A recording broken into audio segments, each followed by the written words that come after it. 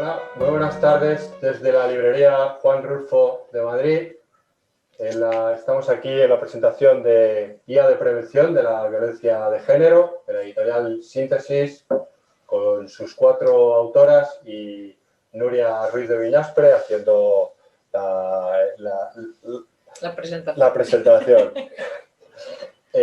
Para nosotros, para la librería, es un inmenso placer estar presentando este libro vía Zoom y estar también acompañados por todas vosotras. Vale, por mi parte, nada más que decir que daros las gracias a todos, insistir y ceder la palabra a Nuria. Muchas gracias. Muchísimas gracias, Pablo. La verdad es que es un honor de nuevo estar aquí en la librería con todos vosotros, que siempre nos acogéis con los brazos abiertos. Bueno, hoy es un placer realmente poder acompañar a estas 4 mujeres que tenemos aquí a 2 por las cuestiones de la COVID, pero bueno, después emplazaremos a las otras 2 autoras. Y bueno, vamos a ir charlando con ellas, pues como digo, de 2 en 2, ¿no? 4 mujeres que en su trabajo diario toman el termómetro a la situación actual de la violencia de género. Hoy, precisamente un día después del Día de la Mujer, el 8 de marzo, vamos a presentar la Guía de Prevención de la Violencia de Género, una mirada desde dentro. Recordaros también que estas mismas autoras publicaron hace unos años también con Editorial Síntesis otro título de gran éxito e igual de necesario, titulado Guía de Intervención en casos de violencia de género, dentro de la colección ambas de guías profesionales de psicología. Bueno, Inmaculada Romero, Maite Villota Alonso, que las tenemos aquí ahora mismo en la mesa, Sofía Chauboski, con la que podemos charlar más adelante, y Trinidad Soria López. Todas ellas son psicólogas especializadas en violencia de género, con una amplia trayectoria profesional en investigación, docencia, sensibilización e intervención. Evidentemente, ante estas trayectorias, yo no voy a hablar aquí de violencia de género porque para ello tenemos a estas grandes 4 autoras, ¿no? Pero bueno, sí yo quiero hablar un poquito de la importancia que puede suponer este libro, sobre todo en estos tiempos, ¿no?, que estamos viviendo. Por lo tanto, voy a abrir este acto exactamente del mismo modo que ellas cierran el libro, con una cita que creo que está cargada de sentido y que creo que por la que debemos guiarnos para seguir avanzando, ¿no? La cita es de Eduardo Galeano y dice: la utopía está en el horizonte. Camino 2 pasos, ella se aleja 2 pasos y el horizonte se corre 10 pasos más allá. Entonces, ¿para qué sirve la utopía? Para eso, para caminar. Ocurre que en este trayecto lo que no se nombra no existe. Por eso queremos nombrar este libro, para visibilizarlo, para normalizar lo aparentemente invisible. Como decía Foucault, palabras por cierto incluidas en el libro, decía: comprender lo visible es percibir su estructura invisible. Y bueno, eso hemos de percibir aquí, ¿no?, la invisibilización, ya que estamos, pienso, ante una doble discriminación, ¿no?, si lo pensáis. Ser mujer, que es un ser de por sí invisibilizado, y por otro lado la violencia en sí misma, tantas veces silenciada y normalizada. Volviendo un poco a este término de normalización y a Foucault, con ese famoso término al que hoy llamamos normalización, él mantenía también que para llegar a esa normalización había que partir del poder, ¿no? Y el poder, sabemos todos, que está en el entramado social. Está claro que a esta normalización se llega a través del lenguaje, de las palabras. Sabemos que el lenguaje no es inocente, ¿no?, que está ahí por algo. Por eso es tan importante hoy nombrar lo que existe y nombrar libros como este. En palabras de la autora del prólogo que traigo a colación aquí, Fina Sanz, resulta muy interesante precisamente el subtítulo del libro elegido por las autoras, que dice una mirada desde dentro. Según ella, según Fina, el epígrafe propone una mirada desde la propia toma de conciencia, desde el cuestionamiento personal, aprendiendo a escuchar nuestro cuerpo, saber qué nos dice, qué nos hace sentir bien o mal, y además preguntarnos por qué nos sentimos así. Y bueno, de estas palabras de Fina me vienen a mí a la cabeza unas palabras de la poeta Adrienne Rich, que guardaba otra clave muy similar e igual de válida. Ella hablaba de la importancia que tiene la manera de cómo vivimos, de cómo hemos vivido, de cómo nos han educado a imaginarnos a nosotras mismas, de cómo el acto de nombrar ha sido hasta hoy una prerrogativa masculina y de cómo podemos ya empezar a ver y a nombrar ahora. Evidentemente tampoco podemos olvidar al sociólogo francés Pierre Bourdieu, que siempre ha mantenido que las mujeres evidentemente somos la mitad de la población humana y por lo tanto la mitad de las voces. Así que, bueno, hablando de voces, vamos a escuchar ahora mismo a Inmaculada y a Maite, dos de las grandes voces de este libro, a las que nos gustaría hacerles un par de preguntas, ¿no? Por ejemplo, Inmaculada, empezamos contigo. ¿Cómo crees que se transmite la violencia de género? Bueno, Nuria, antes de empezar a contestarte esta pregunta, primero, muchas gracias por tu presentación, que ha sido perfecta, ya casi nos dejas sin poder decir mucho más. Muchas gracias a ti y muchas gracias a Síntesis. Sabemos que presentar un libro es una experiencia gozosa y es una experiencia importante.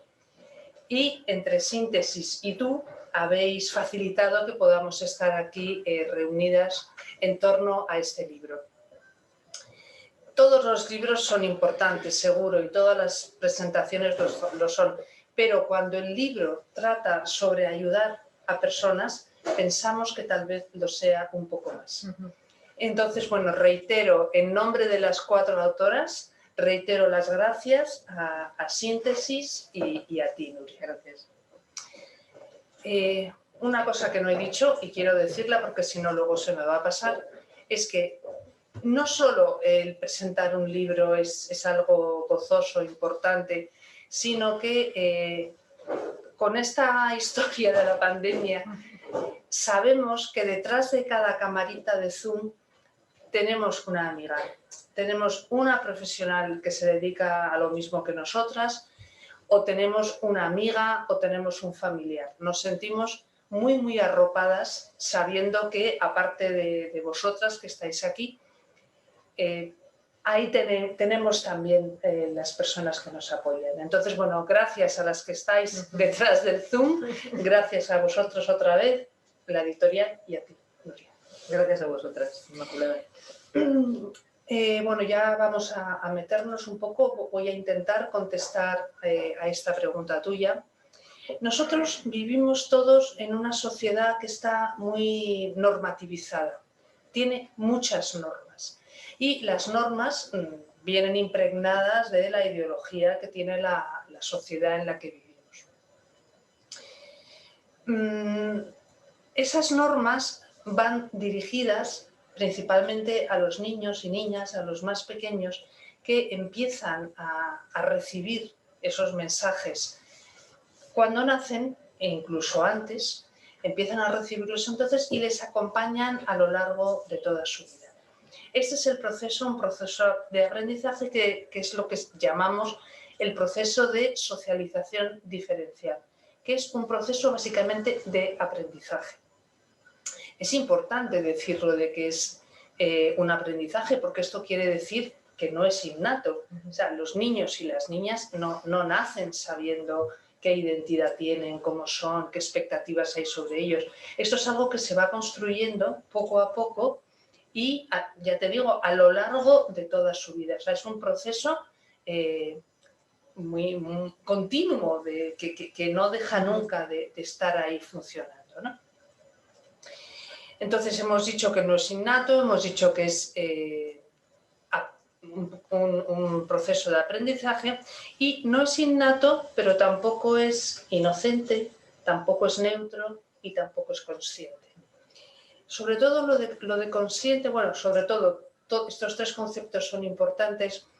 Es inconsciente como lo son muchas cosas que nos inoculan y que nosotros y nosotras vamos incorporando. Es como el aire que respiramos. Ninguno de nosotros, de los que estamos aquí ahora mismo, somos conscientes de que estamos respirando aire y, sin embargo, así es. Nuestro organismo lo va incorporando sin darse cuenta. Los mandatos de género son exactamente igual. Están alrededor nuestro. Con cada norma que cumplimos se incorporan más mensajes y de una forma totalmente inconsciente. No nos damos cuenta. Todo lo que es inconsciente, todo lo que no se ve, lógicamente es más difícil de luchar contra ello, ¿no? Este proceso de socialización también tiene tiene varias características. Una de ellas es que la sociedad se refleja en este proceso de socialización. Queda reflejado, pero por otro lado, digamos que es como la vuelta de la tortilla, por otro lado, el proceso de socialización replica y reproduce las normas sociales. O sea que por un lado es reflejo y por otro lado, al revés, lo replica y lo reproduce. Muy bien, hemos dicho que no era ni neutro, ni inocente, ni consciente. Viviendo como vivimos en una sociedad que no solo es muy normativa, sino que es patriarcal, los ejemplos que se mandan a los niños y a las niñas y a los adultos también, ¿no? son muy desiguales. Y no digo que sean distintos, que por supuesto niños y niñas son distintos, no cabe ninguna duda, pero el problema es que son muy desiguales, que tienen una muy distinta valoración jerárquica. Estos mandatos llegan no solo diciendo cómo tiene que ser un niño desde que nace, cómo tiene que ser una niña, sino que en ese mismo acto de respirar eso que no nos damos cuenta, es jerárquico, o sea, ya viene con una carga de poder y de dominación. De poder y de dominación para los varones y de devaluación para las mujeres. Esto, os digo que es muy jerárquico, este mensaje es muy jerárquico y reproduce los valores del patriarcado, atribuyendo a los varones un lugar determinado en la sociedad, un lugar preeminente y, como decía, devaluando. Hay una psicoanalista feminista que ha trabajado mucho estos temas de identidad femenina, que directamente, Emilce Biolechmar, que directamente llamaba al sexo femenino el sexo devaluado, ¿no? Porque nace así. Y vale, hemos dicho que es un aprendizaje, pero ¿quién hace esto? ¿Quién enseña? ¿Quién transmite estos mensajes? Pues los transmiten quienes se llaman los agentes de socialización. ¿Quiénes son estos agentes? Pues mira, son desde los padres, las madres, los maestros, las maestras, los medios de comunicación, la publicidad. Todas estas instituciones están trabajando sin darse cuenta muchas veces, y ahí empieza el problema, están trabajando para emitir estas señales y emitir estos modelos. Yo creo que todo el mundo está de acuerdo ahora, cualquier persona que le preguntes, el considerar que los mensajes de género y cómo se transmite la violencia, decíamos, ¿no? La transmisión de esa violencia se hace por estos agentes, pero algo que no nos hemos preocupado demasiado, no hemos insistido demasiado, y creemos que esta es una de las grandes aportaciones de este libro, es qué saben de sí mismos estos agentes socializadores, ¿sabes? Sí. Hacer una mirada interior, ¿no? Hacer una mirada interior y hacer una mirada interior y hacer un trabajo personal, claro, un trabajo personal. Bueno, sí, prácticamente iba a decir lo mismo, ¿no? Entonces, ese trabajo personal que tienen que hacer los agentes de socialización, y te digo más, profundizando un poquito más, que tienen que hacer los y las profesionales que intervienen con mujeres que sufren malos tratos, que si no tienen una formación específica, una mirada otra vez hacia adentro, probablemente no van a saber entender, escuchar a las mujeres, porque les carecen de esos conocimientos. Si yo no sé lo que me está pasando por dentro, ¿cómo voy a poder escuchar bien a una mujer? Claro, de hecho, el subtítulo del libro invita a absolutamente a todos dentro del sistema a tener esa mirada hacia adentro para solucionar esas rendijas, ¿no? que están sin solucionar. Efectivamente. ¿Y cómo sería ese trabajo personal? Pues sería algo que nos ayudara a interpelarnos continuamente, a preguntarnos, a cuestionarnos continuamente.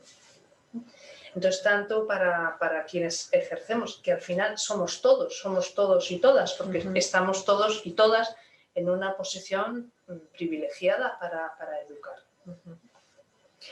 Bueno, y luego también te quería preguntar, Inma, ¿cómo crees que se detecta la violencia de género, por ejemplo, en una relación de pareja, que también tiene la misma importancia? Esto es uno de los grandes problemas para las mujeres que están en una relación de violencia. Más ¿no? en una situación actual como el confinamiento, ¿no? Creo que se muchísimo. duplica la violencia. Claro, porque han tenido es un confinamiento doble en cierto sentido, ¿no? Claro, en un sentido literal. O sea, las mujeres se han tenido que quedar en casa con unos agresores que están también en casa.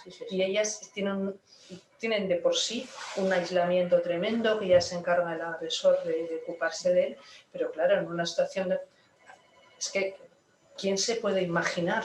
¿No? Todas estamos atravesando la pandemia como podemos, pero ¿quién se puede imaginar que tienes que estar encerrada en casa y encima con un agresor que te controla, que te maltrata? Es difícil de imaginar las cosas.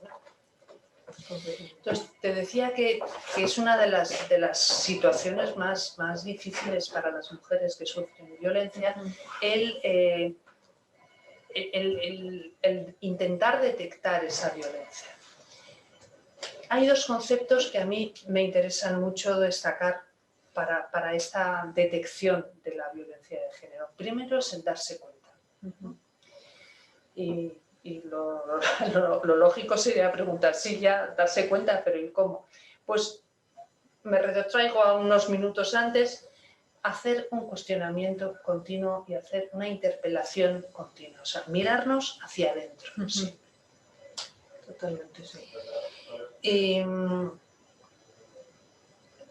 nosotras cuando explicamos, en el libro también, pero en cualquier conversación, en cualquier charla que damos por ahí, cuando explicamos cómo es la dinámica de la violencia de género, utilizamos un modelo que es muy didáctico, es procurar tener en tu cabeza una pirámide.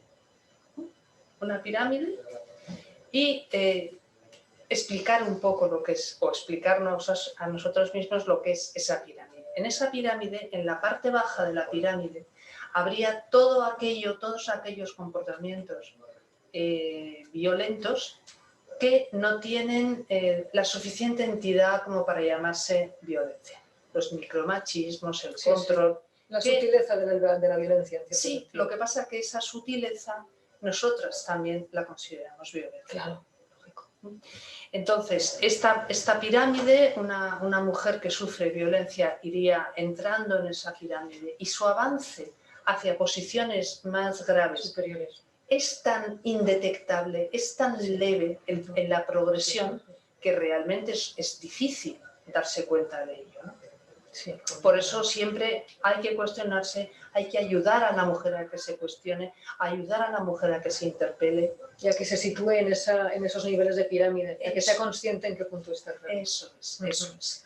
Sí. Entonces, los siguientes niveles pues, serían de una violencia creciente, ¿no? Entonces empezaríamos, si te parece, por arriba, hablando de cómo estos son obstáculos para la mujer, para que la mujer pueda detectar. Sería, por un lado, un obstáculo sería que la violencia es tan sutil, es tan indetectable al principio, que es muy difícil darse cuenta. Sí.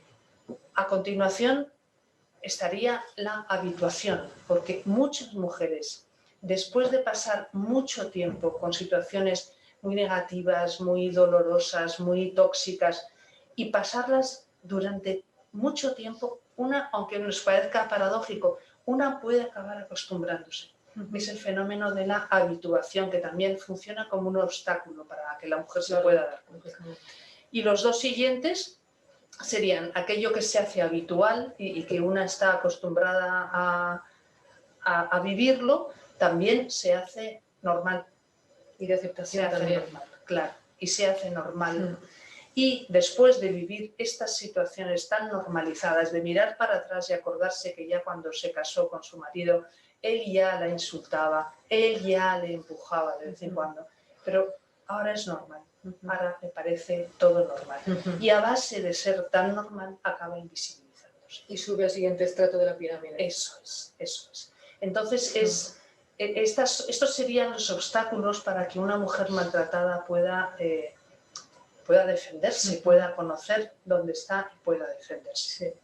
Sí, conocer bien esa habitación en la que está, ¿no? Triangular. Tiene que conocer perfectamente los obstáculos. Por esto a las mujeres maltratadas, pues digamos que les formamos de alguna manera, o sea, todo esto se lo contamos, todo esto lo van aprendiendo, todo esto son herramientas para ellas que le van a ayudar. No, además desde un punto muy didáctico también, ¿no? Claro, porque tienen que aprenderlo.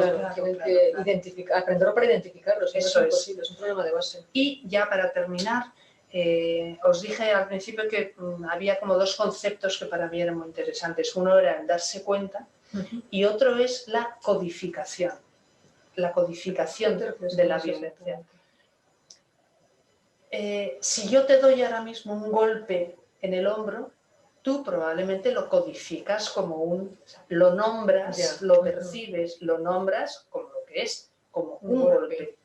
Pero si a una mujer que está sufriendo violencia llega a casa y su compañero la tira al suelo, la empuja y le da una patada, pues podría pasar que la mujer dijera: estaba tan nervioso, mi marido tiene un carácter tan horrible, y de ahí, claro, lo de codificar es nombrar adecuadamente, acertadamente los episodios de violencia. Claro. Porque tenemos que estar alertas, tenemos que enseñar a las mujeres a estar alertas. Sí, esto es casi tan invisible como la propia... Claro, sí, así es. Pues hay que estar muy alertas, sobre todo para evitar algo, que ahora os pondré un ejemplo y ya con eso termino, para no malinterpretar. Porque es que mi marido, menudo carácter tiene, qué barbaridad. No tiene mucho carácter. Nombra la cosa como es. Es que es un hombre violento. Lo que hablábamos, de nombrar la cosa como es. Claro, si de repente tienes una marca, un golpe en la cara, tú dices que, bueno, es que ha sido, sí, es que ya me da cuenta, pero ha sido sin querer. No ha sido sin querer. Eso se llama puñetazo. Sí, es porque no lo identifican, ¿no? Sí, claro, nadie les ha enseñado. Que además les hemos puesto, o les han puesto, no nosotras, se les han puesto muchísimas dificultades para detectar todo esto. Entonces, una mujer también, por ejemplo, imagínate que su marido, su novio, le va a buscar todos los días al trabajo, aunque ella no quiera. No es que le esté cuidando, es que es un hombre controlador. Entonces, llamar a cada cosa por su justo nombre. Pues muy bien. Y yo creo que nada más, no sé ya. Bueno, luego vemos a ver si hay alguna pregunta. Si hay alguna pregunta, después, pues encantada. Pues la verdad es que un placer escucharte, Inmaculada, porque también te amplía, ¿no? Aunque partes también de unos conocimientos, es verdad que escucharlo de esa manera tan didáctica como te amplía, te expande la situación, ¿no? en la que nos encontramos. Bueno, Maite, bienvenida. Es un gusto también tenerte aquí con nosotras y con tus compañeras. Habláis en el libro también a veces de la invisibilidad aprendida. ¿A qué os referís? Me gustaría que nos hablaras un poquito de esto. Bueno, pues yo, siguiendo con lo que ha dicho Inmaculada, que hablábamos ya de la invisibilidad, yo quisiera remarcar cómo aprendemos a ser invisibles. Ya desde que nacemos lo hacemos dentro de un contexto cultural determinado que se nos transmiten una serie de normas, valores, creencias. Vamos formando una identidad y esto no sucede de la misma manera si tú eres un niño o eres una niña. Así que vamos legitimando comportamientos adecuados a lo que se espera de nosotros y de nosotras. En la sociedad en la que estamos, esta mirada es androcéntrica, en la cual significa que la mirada masculina es universal y única. Lo que significa que la mujer queda invisibilizada y excluida de esta mirada.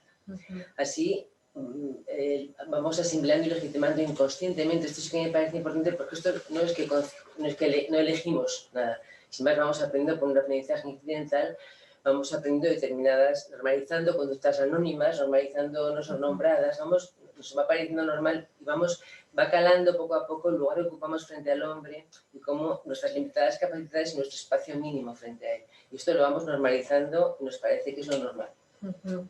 Así cuando salimos en la adolescencia, cuando salimos al mundo de alguna manera, del mundo exterior que tiene muchísimo más poder, hemos normalizado ser anónimas. Ya no nos llama la atención y además vamos a custodiar el patriarcado y vamos a ser además para colmo guardianas y transmisoras de una cultura que nos oculta, porque ya hemos aprendido precisamente eso. Entonces, lo que me parece importante es que vamos a aceptar el lugar que nos ha dado el patriarcado, sin mucho cuestionamiento, porque es lo normal, con lo cual no hay ningún cuestionamiento. Creo que hay ya un trabajo doble para detectar todo eso, ¿no? Porque si estamos normalizando todo esto... Porque al naturalizarlo, claro, lo invisibilizas, ¿no? Entonces así hemos aprendido a mirarnos como nos mira el patriarcado. Y al final, cuando formamos parte de eso, y nos mira invisibilizándonos. Y cuando una persona no se nombra, no existe. Si no existes, no te haces ninguna pregunta, porque no existes, ¿no? Y entonces al final aceptas que ese es tu lugar. Hay una anécdota de una profesora en un colegio que le pregunta a una niña cómo se forma el masculino, el femenino. Dice, pues a la O le añades la A. Dice, ¿cómo se forma el femenino? Y dice, perdón, ¿cómo se forma el femenino? Dice, a la O le añades la A. Dice, ¿cómo se forma el masculino? Y dice, el masculino no se forma porque existe. Ostras, qué cosas, ¿no? Y estas son cosas, anécdotas... Os encontraréis con anécdotas de ese tipo, claro. Entonces, que llaman la atención una barbaridad en el mundo en el que estamos, en el siglo en el que estamos, ¿no? Quiero decir, los ejemplos, ¿verdad?, que hemos puesto en el libro, es completamente, ¿no? Llaman muchísimo la atención, sí. Y entonces, eso es lo que hemos venido aprendiendo, que no existimos. Entonces, y además esto, el problema es que lo reproducimos y lo transmitimos generaciones en generaciones. Quiere decir que esto... Claro, realmente en el aprendizaje incidental sucede esto, que tú no aprendes con conciencia, no aprendes lo que le dicen, esa frase típica de tú haz lo que yo digo y no hagas lo que yo hago. No, yo aprendo lo que tú haces, no aprendo lo que tú dices, ¿no? Y así va calando y vamos incorporando determinados comportamientos y invisibilidades. Y así, en los libros, por ejemplo, hemos crecido con libros de texto, hemos tenido escasos ejemplos de mujeres referencias, ¿no?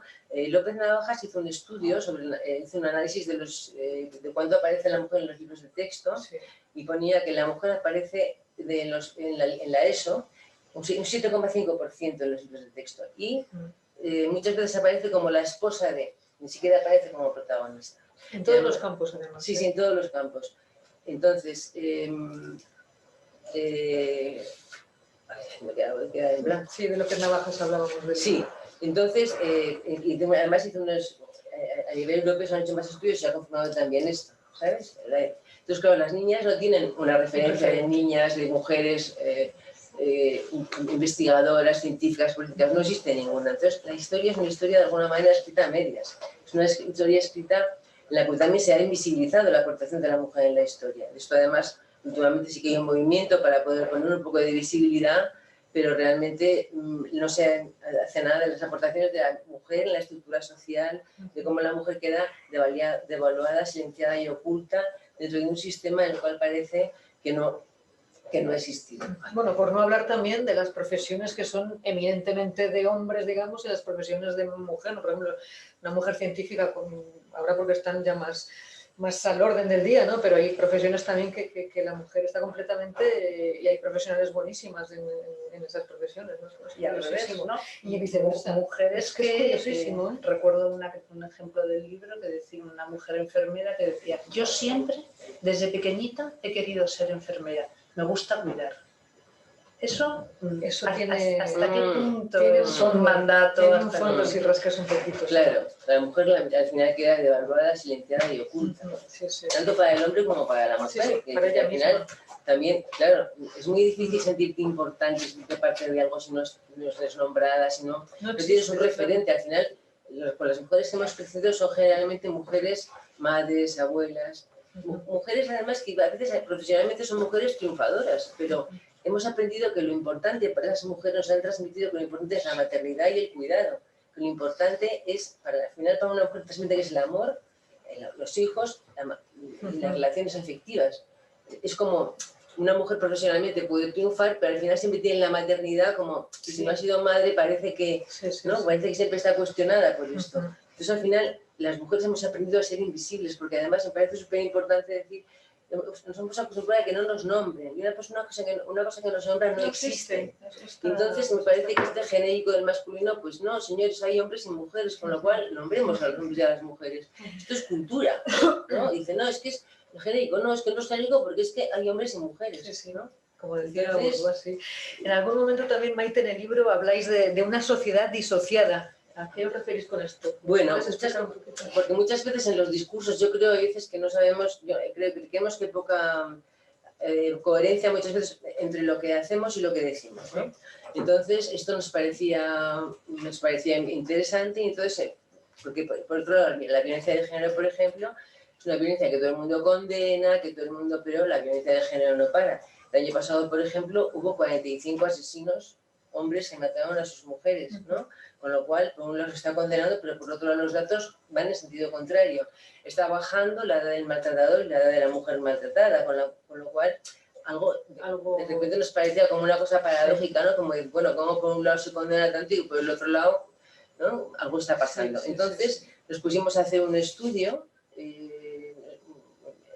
entre muchos grupos de discusión, entrevistas en profundidad en la población, porque nos parecía, bueno, vamos a ver qué es lo que pasa, a ver si podíamos encontrar alguna respuesta, ¿no?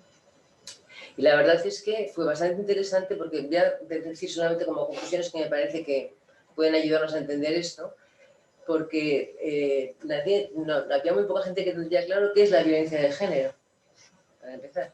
Luego, curiosamente, en los grupos se pasaba mucho a discutir, a hablar del hombre maltratado, que no le hacen caso al hombre maltratado, o sea, se pasó a proteger al hombre maltratado y a culpabilizar de alguna manera a la mujer, ¿no? Luego, sobre las causas de la violencia no se tenían claras, porque más se decía, bueno, pues es que el hombre es más agresivo, es más violento, el hombre tiene más fuerza física. Naturaleza, vamos, ¿no? Como una cosa, ¿no? Entonces, luego, por otra parte, Daniel, pero cuando ya le preguntamos, bueno, ¿y qué porcentaje sabes? Porque, ¿qué porcentaje de denuncias hay, de hombres, de mujeres? Generalmente había un gran desconocimiento acerca de ese tema, ¿no? Cosa que llama muchísimo la atención.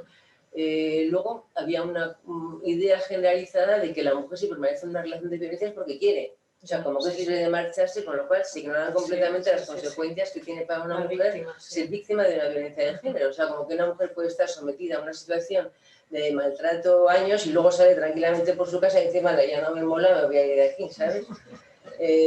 Luego, por ejemplo, hicimos preguntas sobre género, qué significa género, palabras que nos parecía que chirriaban, ¿no? Porque dices, bueno, y que palabras en las que luego ya llegó el COVID y solamente se habla del COVID, pero un poquito antes estábamos pues con el feminismo, el género, la igualdad, como, bueno, ¿y qué os parecen estas palabras? Y entonces cuando, por ejemplo, en la palabra género se dice mucho a lo biológico y al sexo. Pocas veces se asocia a algo social, ¿no? De gen, más que... Efectivamente. Señalan aspectos como la fuerza física, pero más de sexo. En el feminismo, por ejemplo, una palabra que nada más por nombrar la palabra feminismo, pues te das cuenta que la gente se ponía como que feminazis, que si los feminismos radicales, y genera una gran agresividad y dices tú, bueno, ¿no? Cuando además no se tiene claro que es el feminismo. O sea, es que lo curioso es que ni tienen claro lo que era la palabra género, hablo en general, ¿eh? El libro está más especificado, pero la palabra feminismo, empezaron a divagar sobre que las mujeres lo que buscan es quitarle a los hombres el poder, sobre que lo que queremos es mandar, unas cosas que yo digo, bueno, por favor, ¿no? Documentarse. Y luego ya al final de la entrevista, cuando ya hablamos un poquito sobre el tema de la igualdad, pues bueno, pues sale a defensa, claro, que el hombre tiene que defenderse y que entonces que las mujeres lo que queremos es arrebatarles un poder que por derecho es suyo, ¿no? Entonces al final ya dices, bueno, pues entonces aquí no hay remedio, ¿no? Hay que abandonar. Así son palabras con mucha carga emocional, que al mismo tiempo además lo que nos parece impresionante es que generaban unos mecanismos defensivos de evitación, de rechazo, de resistencia y al mismo tiempo generan un cierto cansancio, pero al mismo tiempo resulta que es que no sabemos bien lo que significan, con lo cual yo digo, bueno, somos tan osados porque son cosas de mujeres y al final esto forma parte de lo devaluado, como decía Inmaculada, o realmente la gente de a pie no tiene ni idea de lo que dice, ¿no? O sea, yo ya, ¿no?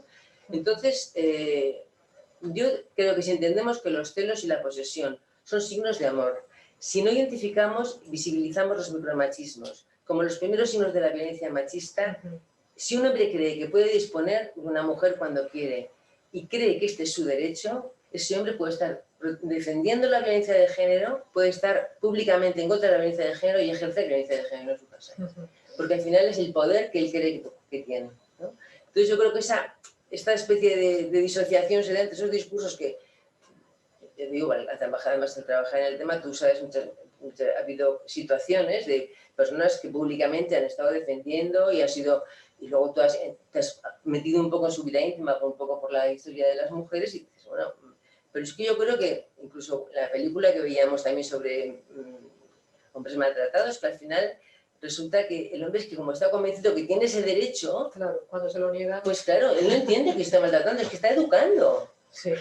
¿Sabes? Es una cuestión de conceptos. Entonces, es una cosa que es importante, como es inconsciente completamente, ¿sabes? Entonces, si tú no haces, como decía Inmaculada, una historia personal, si tú no te revisas un poco, si no te planteas o cuestionas en qué mundo estamos y dónde hemos, ¿sabes? Y de qué valores nos hemos llenado, no somos conscientes de que los mandatos de género y la idea del amor romántico son los dos pilares del maltrato hacia la mujer. Claro. Y entonces, al final, se crean situaciones muy paradójicas, ¿sabes? Una cosa muy difíciles de diferenciar, ¿no? Pues muchísimas gracias, Maite. Otro placer, es que esto va a ser una tarde maravillosa, llena de regalos. Nos faltan Sofía y Trini, qué maravilla.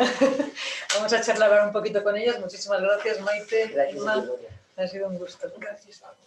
Bueno, muchísimas gracias por la espera. Estas cosas de las tecnologías hacen que cuando llegue un tiempo hay una pequeña desconexión, pero bueno, como os ha dicho Pablo al principio, pues la conexión es casi inmediata.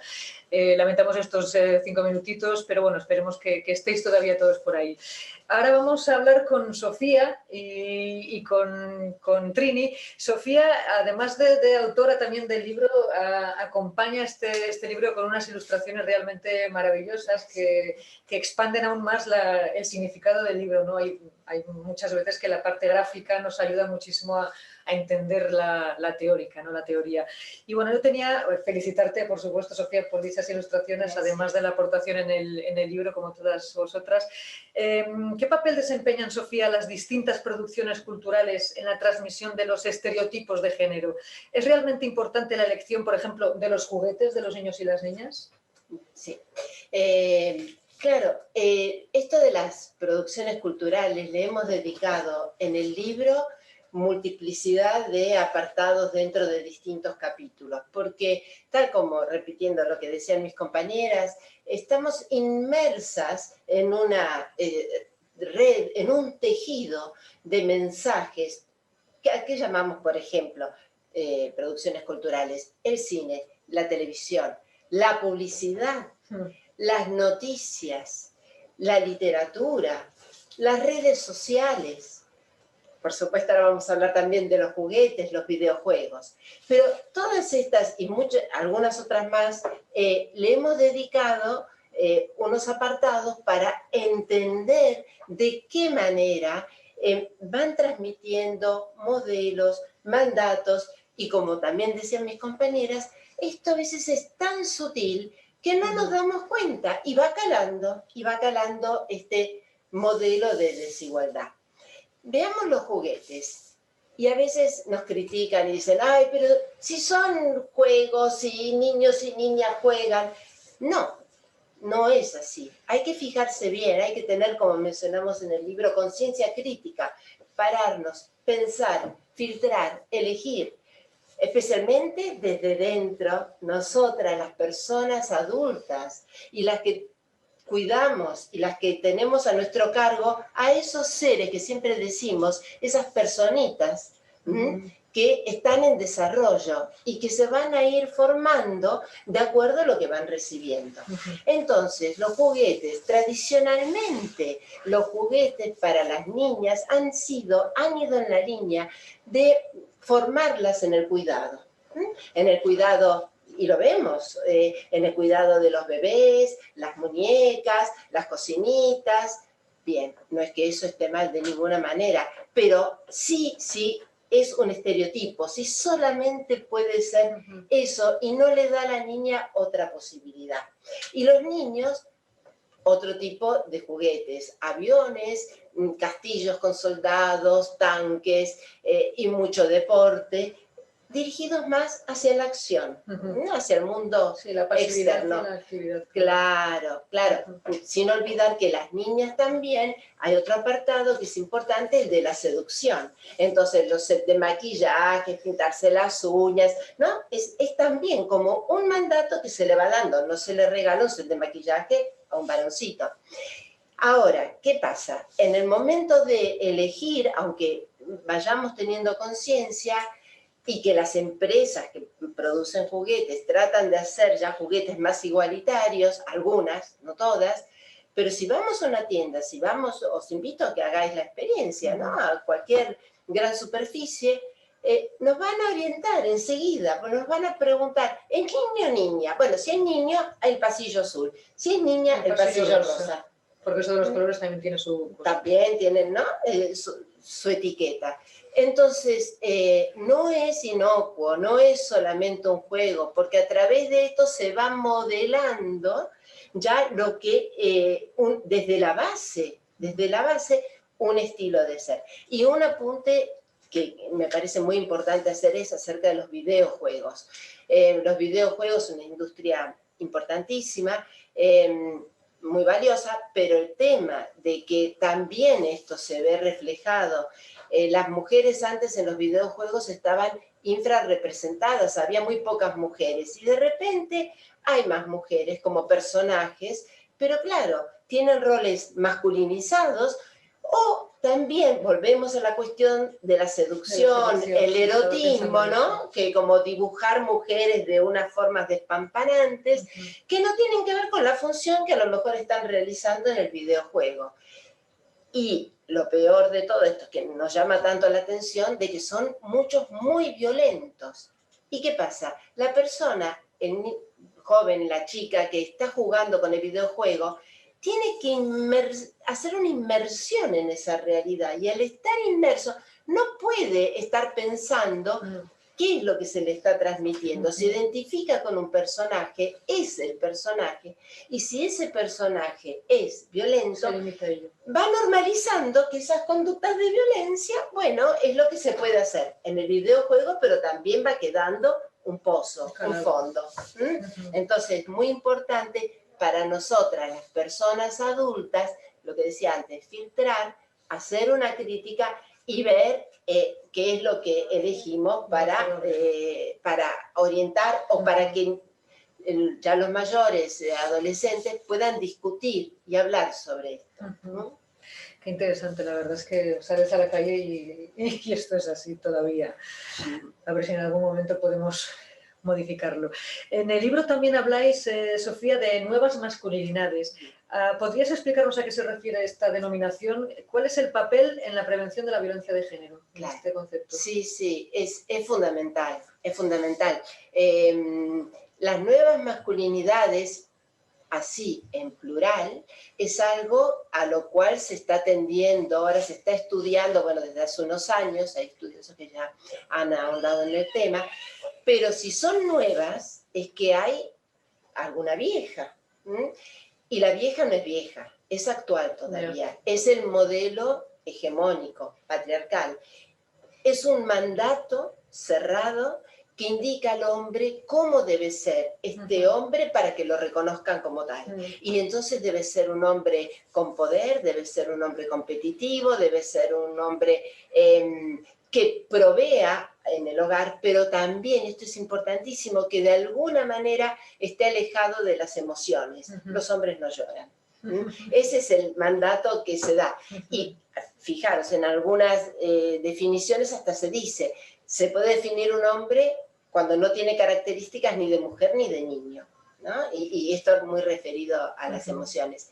Las nuevas masculinidades a las cuales se tiende significarían un modelo más abierto y que justamente acojan estas emociones, emociones tan importantes que en el otro modelo están inhibidas, como la tristeza, que es fundamental para elaborar pérdidas, o como el miedo, que avisa de los peligros. Eso el hombre del otro palabras prohibidas. No, no, y la única expresión posible para el otro modelo, el de la masculinidad en singular, es la ira. Es la ira. Entonces las nuevas masculinidades proponen este modelo más abarcativo y que además trae ventajas, porque a veces parece que es un salto vacío pasar de un modelo de masculinidad antiguo a nuevas masculinidades, pero hay ventajas en esto. Hay ventajas, no solamente una cuestión de justicia y de derecho con respecto a la mitad de la población del mundo, digamos, ¿no? No hay por qué tener este predominio ni ser cómplice de los privilegios, ¿no? Hay una cuestión que tiene que ver con la salud, porque toda esta presión del hombre hegemónico que tiene que mantener su liderazgo, su poder, tiene una incidencia en enfermedades psicosomáticas, por ejemplo, las cardiovasculares es un claro ejemplo, y además esta inhibición, por ejemplo, del miedo, hace que se puedan producir conductas de riesgo, accidentes, o sea que hay una merma en la salud. Sí, bueno, pues Sofía, muchísimas gracias, que sé que tienes prisa. No, está bien, yo me quedo tampoco mucho y que tiene que marchar un poquito antes. Trinidad, un placer también tenerte entre nosotras. Evidentemente en el capítulo, en el libro le dedicáis, no podía ser de otra manera, un capítulo al amor, ¿no? ¿Cómo se pasa del amor a la violencia de género, ¿no? ¿Cuál es el paso que uno da para llegar de un punto a otro? Bueno, quizá nos tendríamos que plantear que a lo mejor no pasamos del amor a la violencia, sino desde un amor no patriarcal, ¿no? Que ese sería un punto importante. No hacemos ese paso, no se hace ese paso. Y un poco para explicarlo, ¿no? Algo que hemos visto en las mujeres, ¿no? que llevamos tanto tiempo trabajando con ellas, es como que tienen una serie de características que se repiten, ¿no? El miedo, son muchas más cosas, ¿no? Pero por resumirlas, el miedo tan potente, ¿no? que tienen en su vida, las conductas que hacen de apaciguar, ¿no? intentando calmar para que todo esté bien, para que todo esté tranquilo. También el desempoderamiento, que ellas siempre hacen como de forma gráfica, ¿no? como de que se hacen chiquitas, ¿no? que se desempoderan también pequeñas. También la pérdida de la identidad, dejan de ser ellas, dejan no son. También unidas a un concepto que trabajamos bastante, que es el de estar atrapadas, ¿no? Se encuentran atrapadas en esa situación, atrapadas por las estrategias que utilizan los agresores, pero además también atrapadas por la sociedad y la cultura en la que estamos todas y todos inmersos, ¿no? Y luego algo muy importante que también a veces genera bastantes paradojas, que es la sensación de que a pesar de todo eso, pues desean estar cerca de sus parejas, ¿no? Es como un anhelo de intimidad.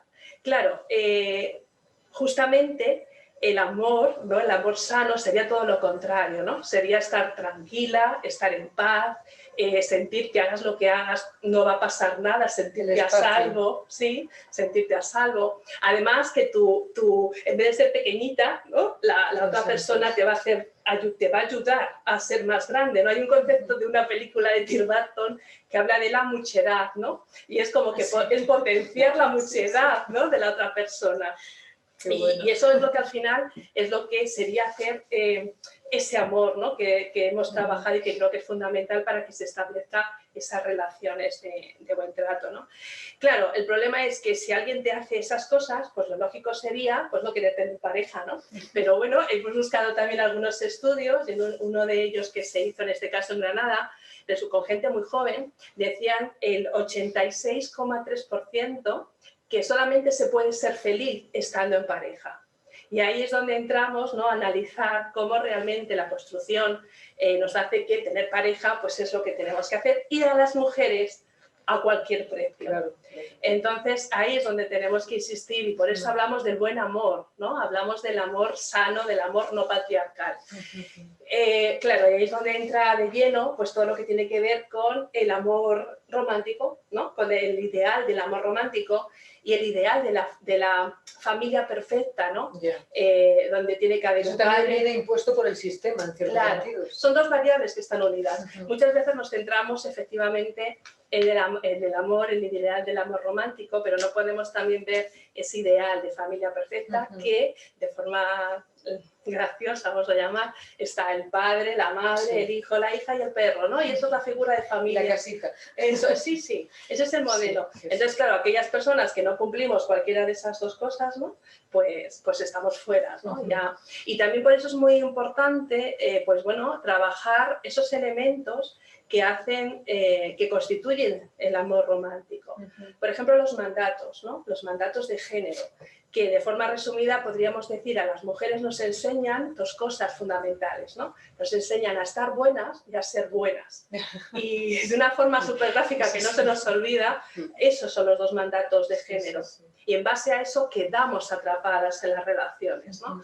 También, bueno, pues es importante los mitos, ¿no? Los mitos que sí, eso se habla más, ¿no? De la media naranja, el amor eterno. Bueno, eso también es muy importante. Y muchas veces tenemos que reflejar todo el rato cuántos de esos mitos podemos tener cada uno y cada una. Porque lo importante... Y que no ocurre nada si no los tienes también, en cierto sentido. No, al contrario, es decir, que a lo mejor los tenemos, porque podernos librar de todos ellos es claro, complicado, ¿no? Pero por lo menos ser conscientes. Claro. Luego las expectativas, lo que esperamos, ¿no? Lo que esperamos las mujeres en las relaciones, lo que esperan los hombres en las relaciones. Las fantasías, ¿no? Las películas que nos montamos, que siempre es muy interesante, ¿no? Saber cuando tú le preguntas a alguien quién es su libro, ¿no? A una mujer, a un hombre, le preguntas cuál es su libro favorito, cuál es su película favorita, ya nos va a decir muy bien y muy claro. Nos define. Claro, la música, ¿no? Ya nos va a decir clarísimamente cuáles son sus mitos y cuál es su ideal. Somos transparentes. Total, claro, pero que para eso... Que no invisibles. Bueno, muy bien. Claro, pero al final eso es lo que cada uno y cada una tenemos que mirar, que trabajar, ¿no? sí. Que está fenomenal tener eso. Y luego, por supuesto, los fantasmas, que también es muy importante, ¿no? Los fantasmas que arrastramos a lo mejor desde que somos pequeñas, cuando no nos han visto, cuando a lo mejor no... Bueno, pues todos los apegos, ¿no? Que también le damos importancia, ¿no? En el libro, de lo importante de poder prevenir, porque al final todo el rato estamos hablando de prevención. Llevamos un ratito hablando y la palabra prevención no ha salido, ¿no? Y este es un libro de... Eso es, porque todas estas claves son las que nos van a ayudar a prevenir, ¿no? Por eso es muy importante. Y luego, efectivamente, pues hay conceptos que, bueno, pues nos han enseñado, ¿no? Grandes mujeres a las que las hemos mirado, pues el concepto de mismidad, ¿no? Sí. De poder ser una misma, de poder trabajar eso, de saber que yo puedo crecer, tener unos límites, cómo me tengo que cuidar, qué cosas tengo que introducir para poder tener una identidad sana, ¿no? Y poder ir poquito a poco, bueno, pues trabajando esas identidades femeninas y masculinas que ahora mismo estamos como en dos polos escindidos y bueno, pues que es importante. ¿No? Pues a mí me parece, de verdad estoy muy, muy contenta de estar aquí con vosotras y escucharos porque sois como, ¿no? Lo que une ese nexo que va uniendo todas esas cosas. Es un trabajo muy, muy necesario y que bueno, probablemente vosotros en vuestro trabajo esos avances o esos pequeños avances o pequeños pasos pues tienen que repercutir mucha felicidad. Sí. Trini, tenía otra pregunta, una última pregunta. Una de las estrategias que proponéis también en el libro para la prevención de la violencia de género es que nos dirijamos hacia un sistema diferente. Estábamos hablando ya varias veces del sistema. ¿Nos puedes hablar un poquito de esto? Claro, para eso a lo mejor retomamos un poco la frase de Galeano que nos has comentado al principio, ¿no?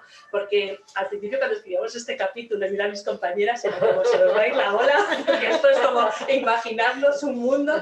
Claro, pero al final es verdad que todo lo que previamente hemos estado comentando, al final si se une, existe esa posibilidad. Es verdad que es algo que a lo mejor nosotras no vamos a poder conseguir, ¿no? Nada, estoy escuchando esto. ¿Perdón? Vale. Ay, perdón, si podéis silenciar un momentito la... Hoy se fue. Entonces, como que sí que, pero sí que es importante tener esa meta, ¿no? Y lo que sí que resulta interesante es que después, cuando tú ves esa integración de todo lo que hemos ido trabajando, al final es posible, ¿no? Y bueno, yo siempre al principio, como que decíamos, va a ser muy complicado, porque son cosas muy sencillas que a lo mejor pensamos que ya están superadas, ¿no? Ayer ocurrieron, ¿no? Por el 8 de marzo, situaciones que nos hacen pensar que este libro realmente sí que es necesario, ¿no? Como, bueno, pues se han destruido imágenes en Alcobendas, en Getafe, en mi antiguo barrio de la Concepción. Os da seguridad en ello. Claro, pero que son cosas que pensamos que han pasado ayer. Han hecho críticas, insultos, actrices, se han criticado llamándole adoctrinamiento, ¿no? Cuando mujeres que a lo mejor llevamos tiempo trabajando en violencia, en luchar por la igualdad, pues qué feo. se llama adoctrinamiento, ¿no? Pues bueno, todas estas cosas yo creo que tienen que ver con encontrar, ¿no? Con encontrar esa línea. Y bueno, por eso sí que se plantean como ciertas cosas que podemos ir haciendo, sobre todo mirando, ¿no? Desde el interior de cada una, o volvemos otra vez desde dentro, cómo podemos trabajar desde lo más íntimo, ¿no? Simplemente que desde el principio, cuando nazcamos, nadie nos coloque en una caja o en otra, totalmente dicotómicas y escindidas, que además la familia no solamente sea mi padre y mi madre, sino que son todas las personas que nos quieren. Bueno, yo siempre he dicho, perdona, que todo lo íntimo es éxtimo, es decir, en cierto sentido es que las dos palabras existen, están una de la otra. Bueno, yo me tengo que Bueno, disculpamos a Sofía que tiene que marchar. Sofía, hasta luego. Y bueno, no sé si tienes ya más que... Bueno, podríamos estar aquí hablando con todo. A mí sí me gustaría saber si hay, no sé si estamos fuera de tiempo, pero bueno, por lo menos saber si hay alguna pregunta, aunque no contemos con Sofía y con Inmaculada, que está por ahí. Si tenéis alguna pregunta al otro lado, nos encantaría que la compartáis. No sé si, Pablo, nos puedes decir si hay algo. Por ahora no. Antonio Roldán. Preguntas o felicitaciones a las autoras, es igual. Antonio Roldán tiene una pregunta. Dice, ¿qué se puede hacer como docente de adolescentes? Porque eso es una pregunta bien compleja, pero claro, la educación, sí, de hecho, la educación es hablar de esto, claro, tener esto presente, ¿no? Claro. Bueno, las escuelas es donde se forman a las personas. Tenemos que empezar a hablar de esto desde la base. De todo esto es educar, esto es un problema de educación. Entonces, sobre todo, hablar de estos temas y profundizar un poco en ellos, que cada alumno pueda tomar conciencia y pueda ver cómo es él en su relación, en su vida, en su pareja, pues sobre todo hablar. Bueno, está contestando Maite, que está fuera de cámara, pero sí lo está escuchando perfectamente. Pues sí. Pero sobre todo que son temas que tienen que formar parte del eje educativo. O sea, no, a mí la formación y la educación desde pequeñitos me parece fundamental, porque es que es ahí donde está todo, es ahí donde puedes, los niños nos hemos hecho en las escuelas, nos empezamos a hacer ahí, evidentemente tienes que tener ahí un... Claro, pero ahí volvemos un poco a lo que decíamos al principio, que al final las personas que educan, o sea, yo creo que una de las, o sea, contestando a esta pregunta, yo creo que es muy importante, que la persona que está educando reflexione sobre todas estas cosas. Quiero decir que justo la clave de por qué hicimos este libro fue de ahí, porque todo el mundo plantea, la base está en la educación, ¿vale? Pero ¿quién educamos? Todos educamos. Entonces, tú no puedes educar en igualdad, tú no puedes educar en respeto, tú no puedes educar en la prevención de la violencia si previamente no has hecho una reflexión de todos estos elementos y que cada uno, también la parte del libro es que todos seamos honestos o todas seamos honestas cuando veamos el libro y nos demos cuenta dónde metemos la pata. Porque unas meteremos la pata porque no utilizamos el lenguaje inclusivo, otras no meteremos porque a lo mejor pues nuestras relaciones de pareja pues bueno, tienen esos elementos de los que hemos hablado. Lo importante es que cada una, ¿no? Y cada persona que leamos el libro, seamos capaces, o el libro o otros libros, que seamos capaces. Y esa es la diferencia también a lo mejor con otros libros de prevención maravillosos, ¿no? Que hay una serie de patrones y planes que hay que hacer. Lo que es mírate a tú dentro y ve Mírate a dónde ti tú mismo. estás colaborando también. De Ya lo alguna... decían antaño, ¿no? Ya, esto es como volver, Mírate a ti ¿no? mismo, si es que está todo ahí. Pablo, ¿se oye bien? ¿Estamos bien en...? No sé si... Parece que sí, no sé si alguien se os ha quejado que no se oye. No, que me asustaba que no se oyera bien. ¿Vais a abrir una ronda de Sí, por por eso digo. sí. Inma. Tenemos otra Otra pregunta. pregunta, Inma, por si quieres... Vente. Sí, No, sí. tenemos otra pregunta de Pilar Blanco. Dice, me doy cuenta de que en este tipo de actos estamos casi solas las mujeres. Apenas hay hombres. ¿Cómo podríamos empezar a transformar esto? Además, quiero felicitaros y comenta que se leyó el libro y que les gustó mucho. Os da la enhorabuena. Ah, qué bien. Qué bien. ¿Cómo podríamos empezar a cambiar esto, a transformar esto? Que hubiese más hombres en este tipo de actos. ¿Qué opináis? A la mesa. A la mesa. Pues normalizando, pero desde la palabra propia de normalización. ¿Sabes qué pasa? Que este tipo de todo esto normalización. es cuestión del patriarcado. Y esto es la gran faena. Pero evidentemente esto es perder con Ponte aquí. Claro, Entonces, claro, mira, es lo que pasa. yo ya me... luego me despido. Que, Disculpad por entonces, la... claro, perdón Inmaculada que me he tirado en plancha porque, Pasa, Maite, pasa. Muy bien. porque a mí me parece, claro, que es importante ver que hay de fondo en todo esto. Hay un sistema que se está cuestionando y es el patriarcado. Y entonces el patriarcado no quiere perder poder. Entonces, y se defiende y este es el resultado, que al final, ¿cuál es la defensa? Pues quitar, devaluar las cosas de las mujeres, la cosa devaluativa que siempre hay alrededor nuestro, devaluar cada acto que se hace, la manera de no dar fuerza. Todo lo que comentabas tú, Trini, de lo que ha pasado ahora, es como, hay una cosa tan devaluativa todo, ¿por qué? Porque se asusta, porque claro, estamos hablando de poder, ¿no? Entonces esto se trata de perder poder, ¿no? Claro. Sí, y bueno, para no quedarnos así tan negativas, no sé cómo decirlo. No, Hay sí. tal vez una pizca de esperanza, ¿no? En lo que comentaba antes Sofía. Al intentar encontrar unos nuevos modelos de masculinidad, pues es posible, o por lo menos eso queremos creer nosotras, es posible que estos nuevos hombres o estos futuros hombres pues les apetezca pasarse una tarde escuchando una conferencia sobre el género, ¿no? O sea, queremos... El libro que hemos escrito es un libro optimista, es un libro de cambio. O sea, no estamos condenados ni condenadas a repetir nada. Lo que pasa que no es fácil, por lo que estaba diciendo Maite.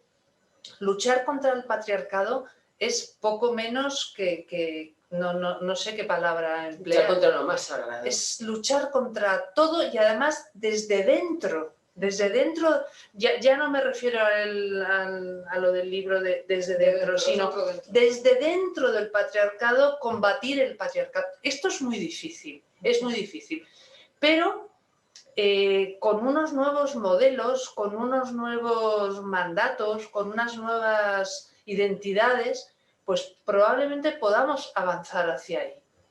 Eso es lo que queremos creer. Y yo insisto que cuanto más atrás vayas en años, quiero decir que cuanto más hacia el niño vayas, o sea, yo creo que el cambio está en el o sea, está hoy en día, pero también en el futuro de los niños que van a ser formados, es decir, pero van a ser formados por alguien. Claro, que eso es lo que hay que, esas rendijas son las que hay que empezar a... Esos son como zonas oscuras que sabemos que están ahí, y sabemos más o menos cuál es la solución, que en este caso que tú dices sería ese trabajo personal de mirar hacia adentro, ¿no? Ser más conscientes. Y una cosa importante que no se nos puede olvidar y que también en el libro hablamos, ¿no? Que no solamente el sexismo es algo aislado, ¿no? Sino que el sexismo está unido al individualismo, está unido al capitalismo, está unido al racionalismo, a todos y los está unido sismos, a todos los que sismos. significa isla. Claro, a todos los sismos, pero que al final por eso resulta tan difícil, ¿no? Porque es como que hacen esa especie de conglomerado, pero claro, volvemos a lo mismo, tú tienes que analizar cuánto de racionalista eres, cuánto de solamente pensar en comprar, acumular, despilfarrar, ¿no? Porque todo está unido, no se puede separar. ¿Y cómo te afecta a ti? ¿Cómo impacta en ti el género, Ujú. que eso es algo que la gente normalmente no se pregunta, sino es con una mirada personal, ¿no? Interior. Bueno, la consigna sería detenerse un poco, ¿no?, en esta vorágine en la que Parar un estamos. poco, Parar un ¿y qué te poco pasa? y reflexionar Claro. para llegar a esas cositas que son sutiles, como decís. Pero son decisivas. Totalmente, totalmente. Muy bien, Tenemos Pablo. varios comentarios y más preguntas. Mar os quiere dar la enhorabuena, dice que se ha incorporado tarde, pero que lo que ha podido escuchar le ha encantado. Dice, me quedo para darle vueltas a la muchidad y a la transparencia y tengo muchas ganas de leer el libro. Cherlane Valencia nos pregunta, ¿cómo se resuelve la doble ecuación de, por un lado, la sociedad que está oponiendo resistencia a nuestra integración y, por otro lado, las mujeres que nos encontramos en un péndulo en el que no somos capaces de encontrar el punto medio en esa trayectoria?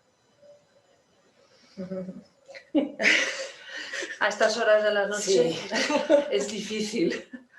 Bueno, a mí me parece que el trabajo tiene, como veníamos diciendo con la mitad, me parece que el trabajo tiene que empezar siendo individual. A mí me parece que el cambio tiene que venir desde dentro y entonces yo creo que es pues lo que decíamos de nombrarse, en poder tomar contacto con tus propios mitos, con la propia sociedad que nos ha ido como marcando. Es como de construirse para volver a construirse desde un sitio diferente. Y entonces ahí, eso me parece que es un proceso importantísimo y el proceso tiene que ser primero individual para que luego pueda ser colectivo. Sí. Y entonces me parece que de entrada no hay yo no tengo una solución social, solamente desde lo individual podemos caminar todos creando una conciencia que se haga crítica, ¿no? Y que de alguna manera cuestionemos cada cosa que nos han ido transmitiendo tanto hombres como mujeres, ¿eh? Y nos podamos encontrar en un sitio diferente, en el mundo del que hablaba mi compañera Trini, ese mundo mejor, ¿no? Pero no el mundo feliz de Hasley, ¿no? No, a mí me gustaría sí decir, porque esto fue una frase, ¿no?, que estaba en la abadía de Westminster, en una de las tumbas, ¿no?, que hablaba de un hombre que decía algo así como que cuando yo era joven, ¿no?, intenté cambiar el mundo, como sí, viendo que no cambiaba el mundo, al final intenté cambiar a la gente de alrededor, luego a los más allegados, y luego ya al final yo me di cuenta que solo cambiando yo podía cambiar todo. Pero no tengas ninguna duda de que cambiando uno mismo alrededor, ahí hay un movimiento que se va a movilizar. Claro, pues esa das un paso y lo que está alrededor se mueve. Esa es la idea, Nuria, del libro, ¿no?, que básicamente es, si tú eres capaz, ¿no?, de identificar, analizar, cuestionar, pues también vas a servir de ejemplo y eso va a hacer que, bueno, pues al final pues sí que se pueda cambiar, ¿no? Y ese mensaje positivo del libro, claro, todo el tiempo se puede cambiar. Pues mira, terminamos con un mensaje muy positivo, esperanzador y además realista. Y así debe ser. Claro, simplemente queríamos dar las gracias, por supuesto, porque hemos agradecido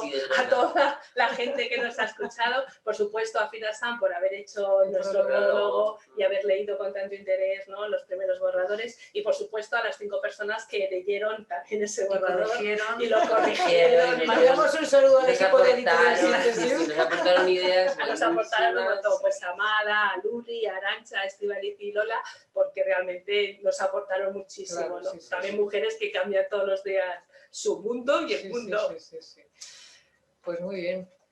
Pablo, ¿tenemos alguna cosita más? Preguntas no, muchos comentarios de agradecimiento. Muy bien. Si queréis os los leo. Pues si son especialmente buenos, sí, por favor.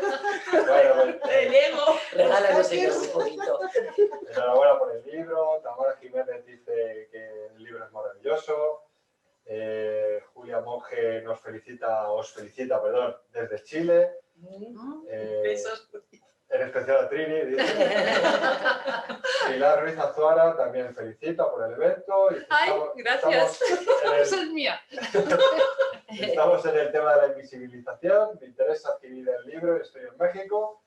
Le doy unas pautas ahora para conseguirlo también. Pues, vale, porque hay varias preguntas sobre eso, sobre cómo poder conseguir el libro desde Latinoamérica en versión ebook. Fundación ECCR dice muy bien el mensaje de futuro y optimismo. Si la violencia es fruto de la socialización, se puede enseñar y aprender un nuevo modelo de relación no patriarcal ni generador de violencia. Efectivamente. M. Corres dice que es muy interesante la reunión. Ana también, añade además que es pedagógico. M. Corres dice, creo que también las mujeres debemos modificar los mandatos, entre comillas, reconociéndolos y así crear nuevas feministas. Claro, obvio. claro. Más agradecimientos. Esther Magaña dice, es un placer aprender con unas expertas como vosotras, aportando prismas nuevos en la identificación del patriarcado. Y Un muchas libro gracias. esclarecedor. Eso, y gracias a Esther, que tal nos ha diseñado los marcapáginas Sí. del libro.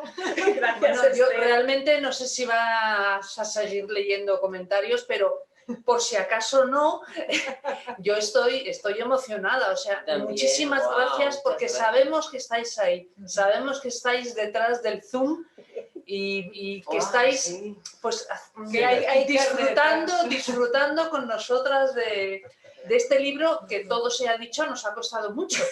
Porque Hombre, es que esos 4, cuidado, también hemos con escrito Sí. y os lo contamos pues para que se sepa, ¿no? O sea, las que hayan visto el libro, las que lo hayan podido ojear, se darán cuenta de que no hemos escrito cada una un capítulo, ni muchísimo menos. Cada una de las palabras y de las frases de este libro están consensuadas entre las 4 autoras. Eso es un trabajo. con todo lo que Claro, estás contando. claro. Esto es un trabajo ímprobo, Como estilo realmente, también. pero es un trabajo maravilloso, Mm. porque realmente este libro es de las 4.